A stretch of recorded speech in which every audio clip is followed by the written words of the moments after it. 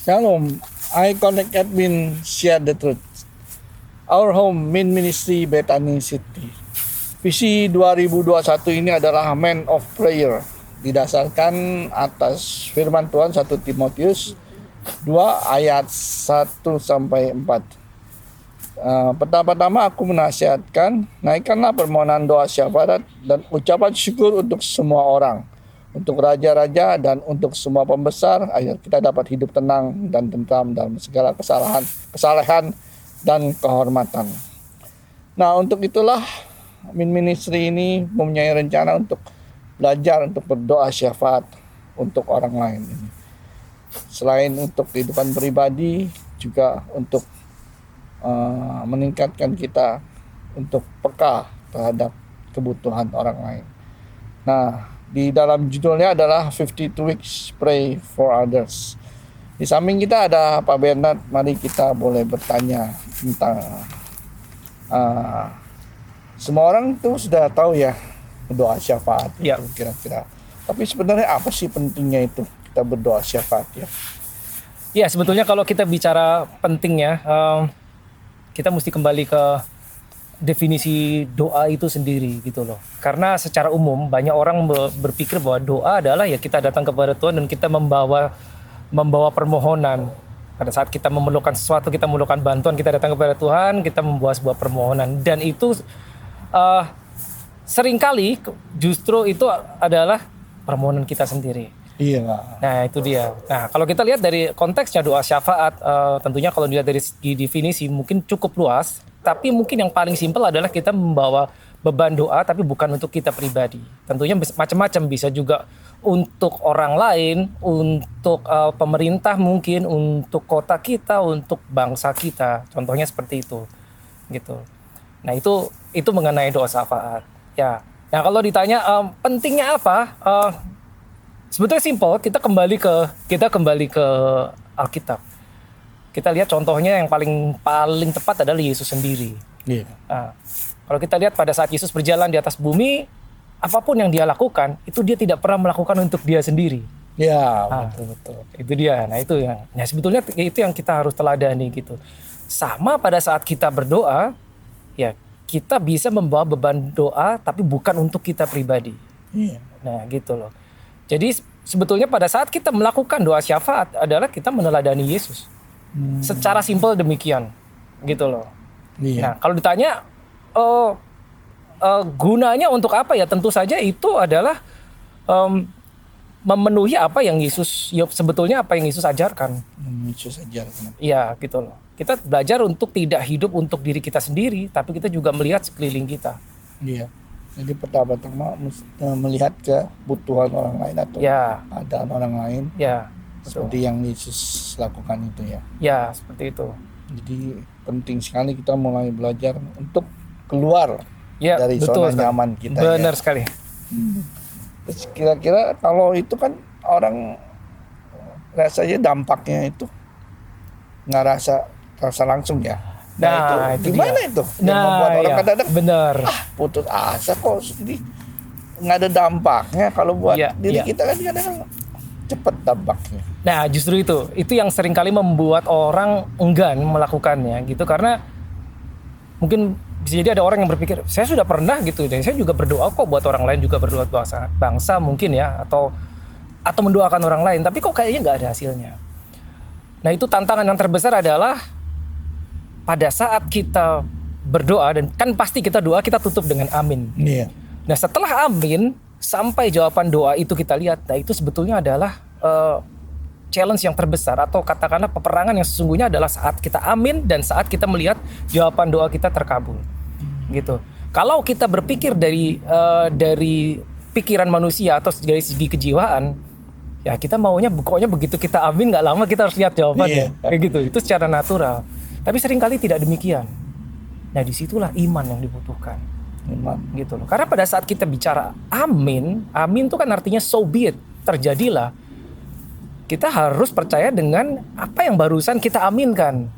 Sampai kapan ya? Sampai apa yang kita doakan itu kita melihat jawabannya. Berarti gimana? Ya kita nggak boleh berhenti. Terus. Gitu loh. Nah, kalau kita memahami hal seperti itu, maka kita akan percaya. Tadi saya sudah doa, saya sudah tutup dengan amin dalam nama Yesus, saya percaya, maka terjadilah, dan kita tinggal menunggu hasilnya. Sama seperti kita menanam, kita taruh benih, nggak lantas besok tumbuh gitu. Iya. Tapi kita harus menanti, dan menanti. Karena itu pasti tumbuh. Kira-kira seperti itu. Orang yang tidak pernah berputus asa ya.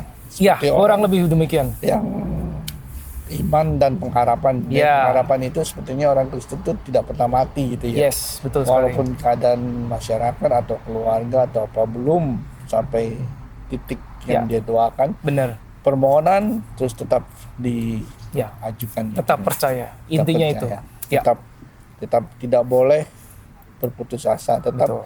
menaruh pengharapan. Ya. Karena harapan kita kan bukan sama yang kita lihat dan kita dengar, tapi dari Iya. Tuhan sendiri gitu loh. Jadi meskipun kita belum lihat dengan mata, Iya. keadaan kelihatannya belum berubah, tapi pada saat kita udah percaya, ya itu yang kita percaya. Ya itu iman ya, Itulah definisi iman, Yes, ya, itu bukan, dia. bukan yang kita lihat, tetapi yang kita percaya itu sebenarnya kan Ya, iman ya. ya itu challenge-nya sebetulnya di situ. Gitu kira-kira. Iya. Terus bagaimana kita mulai berlatih berdoa, walaupun ada yang dipanggil doa syafaat gitu. Kira-kira kalau yang bukan pendoa syafaat itu untuk melatih dia mau berdoa syafaat itu gimana? Dan bagaimana kalau orang yang dipanggil tuh melatih dia terus sampai dia Tuhan banyak menyatakan untuk mengubah suatu bangsa Yes, atau betul. negara. Nah, kalau kita bicara tentang panggilan, bagaimana orang yang mungkin tanda kutip merasa tidak terpanggil sebagai pendoa, sebetulnya kalau menurut saya pribadi itu adalah bagian dari kedewasaan kita sebagai pengikut Kristus gitu loh. Pada saat kita semakin dewasa, kita semakin berjalan dengan Tuhan Yesus. Tentunya salah satu ukurannya adalah kita semakin serupa dengan Dia. Nah, kalau kita tahu tadi pertama bahwa Yesus selalu melakukan sesuatu untuk orang lain, maka kita akan sampai titik itu di mana kita mulai lebih berpikir tentang sekeliling kita, tentang orang lain, gitu loh. Nah, titik itu mungkin yang orang sering bilang adalah panggilan. Oke, saya akan mulai berdoa untuk orang lain. Saya akan mulai berdoa buat kota saya, buat negara saya. Seperti itu. Jadi, kalau menurut saya kaitannya itulah dari kedewasaan kita. Seberapa dalam kita mengenal firman Tuhan, seberapa dalam kita ingin seperti Yesus. Seperti itu. Ya. Karena kalau tidak demikian, maka akan ada orang yang bilang, oh saya nggak dipanggil kok untuk jadi pendoa syafaat, jadi saya tidak mau angkat beban itu, gitu. Padahal sebetulnya itu sudah jelas seperti itu, yang di teladan yang harus kita lihat dari Yesus seperti itu. Tapi walaupun tidak terpanggil, dia kan seperti orang mengisi cawan doa ya, gitu. Ya. Ikut membantu permohonan kepada Tuhan dengan Ya. tidak putus-putusnya gitu. Betul sekali. Kalau yang misalnya dipanggil itu latihannya itu gimana ya? Apa dia berdoa 1 jam dulu atau berdoa terus berbahasa atau bagaimana ya? Yes, tentunya kalau kita bicara tentang latihan selalu akan ada kaitannya dengan kedisiplinan. Ya, yang paling mudah adalah tahap pertama menurut saya yang paling mudah adalah kita melihat ke sekeliling kita apa kebutuhan orang di sekeliling kita, dan kita bisa mulai mendoakan itu. Atau mungkin ada orang sakit, dan kita mulai berdoa. Itu katakanlah dari hal yang kecil gitu, sampai nanti itu menjadi sebuah kebiasaan. Pada saat itu sudah menjadi kebiasaan, maka kita akan dengan mudah memberikan diri kita untuk berdoa bagi kebutuhan orang atau kebutuhan bangsa atau apa selain kebutuhan kita sendiri. Dari hal yang paling sederhana. Ya, itu cara latihannya sebetulnya. Pak Ben punya pengalaman bagaimana berdoa syafaat Ya, untuk dibagikan kepada kaum pria lain? ya kalau saya pribadi yang paling bisa dibilang yang satu ayat yang paling bisa dibilang menggerakkan saya, yaitu adalah di Yeremia 29 ayat 7 yang berkata bahwa usahakanlah kesejahteraan kota di mana engkau aku buang. Iya. Nah, berdoalah buat kota itu karena kesejahteraan kota itu adalah kesejahteraanmu. Nah, pada saat saya lupa itu mungkin 10-14 tahun yang lalu. 12 tahun yang lalu. Nah, itu pertama kali saya dengar itu. Waktu di Indo ya? Ya, masih di Indonesia. Dan saya mulai berpikir, oh ya ternyata itu ada di Alkitab gitu loh. gitu. Tadinya saya juga nggak tahu. Tadinya saya juga tidak tahu. Dan saya mulai tanda kutip mencoba gitu loh, mencoba lebih peka terhadap sekeliling gitu loh. Ya. Kayak berdoa untuk bangsa. Tentunya waktu itu bangsa Indonesia kita di Indonesia. Tadinya saya juga tidak paham. Apa kita harus juga berdoa buat bangsa? Apalah gunanya saya berdoa buat bangsa seperti tadi ya? Apa, lihat hasilnya gitu. Dunia politik seperti itu dia. Ya. Pemerintah seperti itu. Nah, tapi bisa dibayangkan apabila katakanlah dari sekian juta penduduk, katakanlah 50% yang membawa doa untuk bangsa, maka saya percaya itu akan terjadi perubahan luar biasa. Nah, tapi kalau satu orang berkata, saya toh gak ada pengaruhnya. Nah, kalau sisanya orang berpikir demikian juga, maka tidak ada orang yang peduli dengan kondisi bangsa tersebut. Nah, gitu. Nah, itu yang pengalaman yang saya alami dulu awalnya dari seperti itu. Saya ingat dulu ada kegerakan doa bagi bangsa dulu sedang banyak di Indonesia ya. Yang api kemuliaan. Iya, betul. National Prayer Conference, ada konferensi doa seperti itu. Nah, dari hal-hal itu yang saya alami gitu. Sedikit demi sedikit tentunya. Ya gitu. Cuman kadang-kadang bergeraknya Tuhan itu tidak seperti yang kita bayangkan gitu. Ya, makanya benar. kita tidak pernah boleh putus asa. Ya, Gitu. itu dia. Kalau kita mengharapkan Tuhan bergerak seperti yang kita pikirkan, Seringkali kita berbeda. kecewa. Iya, akhirnya kita kecewa. Kecewa, benar. Nah, pada saat kecewa, akhirnya kita kesimpulan, ternyata tidak ada pengaruhnya. Iya. Gitu. Jadi kita enggan melakukannya. Gitu sih. Nah, kalau boleh sedikit ceritakan tentang kegerakan doa yang ada di dunia ini, Nah. itu yang membuat kita tuh Yes. semangat. Ya, Di Peter Victor itu ada ya, yes, sebuah betul. buku doa mengubah sebuah bangsa. Ya. Ya. Nah, ada satu yang saya ingat ya. Iya. Yang satu yang saya ingat yang ini juga sekitar zaman-zaman itu 10 tahun lalu. Jadi ada sebuah kota, ini ceritanya secara singkat gini. Ada sebuah kota di Guatemala. Nama kota itu Almalonga. Kota itu sungguh-sungguh sangat satu, dia miskin sekali. Terus penduduk-penduduknya itu sangat terikat dengan alkohol, tingkat kejahatan tinggi. Jadi orang masuk ke situ kayaknya itu nggak ada harapan. Udah miskin kayak nggak ada harapan. Nah, orang-orangnya tuh hidupnya ya seperti itu, kejahatan tinggi dan sebagainya. Sampai suatu saat ada sekelompok orang yang berdoa, penduduk kota itu sendiri. Ya, Ini tentunya bukan pendeta, bukan. Tapi, ada motornya, ada hamba Tuhan yang memotori gitu. tapi Ya, awam betul. juga nih. Ya, ada yang memotori kegerakan doa. Dan luar biasa hasilnya itu sampai itu seperti orang masuk ke kota itu seperti masuk ke kayak nggak kenal lagi ke tempat itu. Gitu loh. Sampai kejahatan menurun drastis sampai ada 3 penjara di kota itu yang tadinya full sampai tutup. Penjara tutup saking nggak ada kejahatan, bayangin bisa gitu. Terus hasil bumi meningkat. Jadi ternyata dampaknya tuh bukan cuman manusianya pada bertobat, tapi semua bahkan tanah itu kan alam. Iya.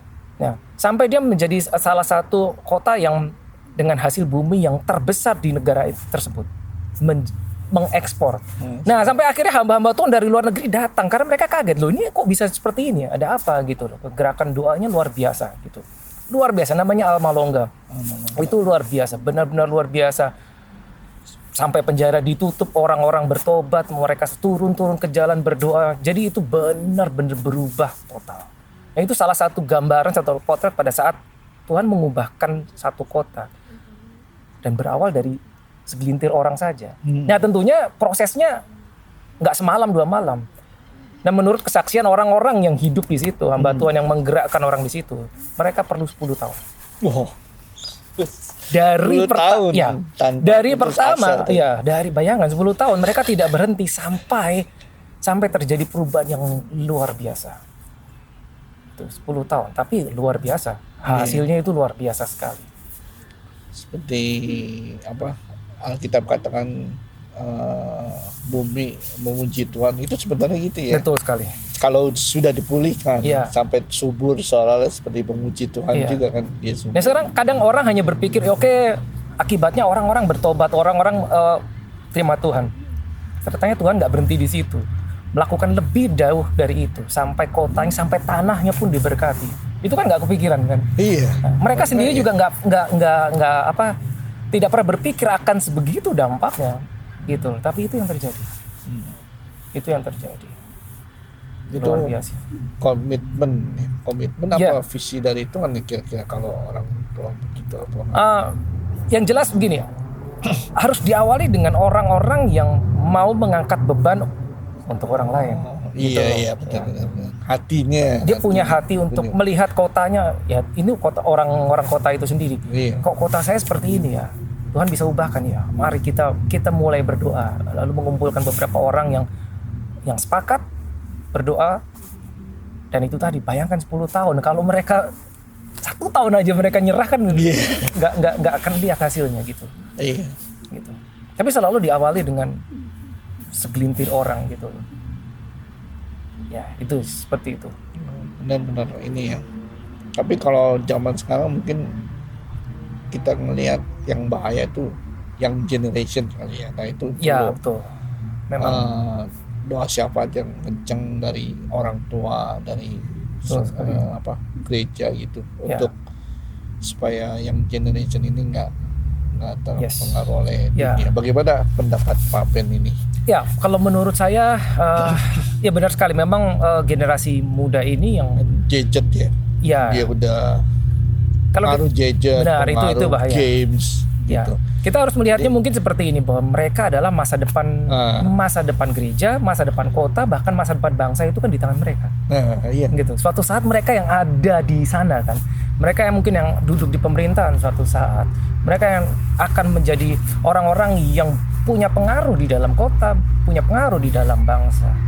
Nah, itu pada saat itu terjadi, mereka katakanlah suatu saat mereka berada di dalam pemerintahan, mereka harus sudah menjadi orang yang takut akan Tuhan kan? Iya. Nah, prosesnya harus dari sekarang. Iya. Nah, ini yang Para bapak, Itu para church leader, para itu dia. pria, para keluarga harus Ya. berdoa buat yang generation ini kan. Ya. Buat bahaya sekali soalnya Ya, generation. gitu. Harus dimulai memang dari sekarang. Iya. Karena kalau kita nggak start, tiba-tiba kita akan kayak terlambat gitu. Iya. Cepat sekali berlalu. Iya benar-benar. Dan kadang-kadang kasihan juga kalau ada yang terhilang ya. Ya. Kadang-kadang ya. masih muda gitu. Karena seringkali mereka sendiri tidak sadar Iya. itu. Dia sadar. Ya. Berarti pesan buat para bapak, para pria ya, Ya. untuk benar-benar sungguh-sungguh Oh, berdoa harus buat penting sekali. anak-anaknya, Ya. church leader, buat yang generation, Yes. buat youth. Betul sekali.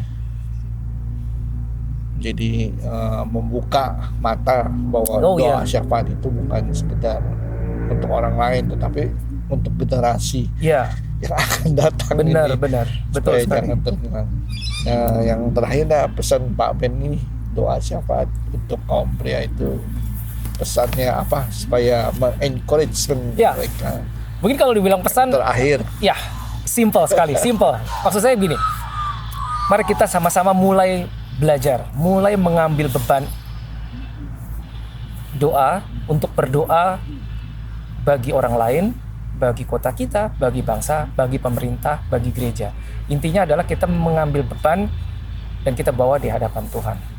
Ya, dan itu harus start memang. Iya. Itu harus start. Itu saja sebetulnya, sangat simple. Ya, kita mungkin tidak bisa menunggu bahwa oh nanti aja saya belum terpanggil.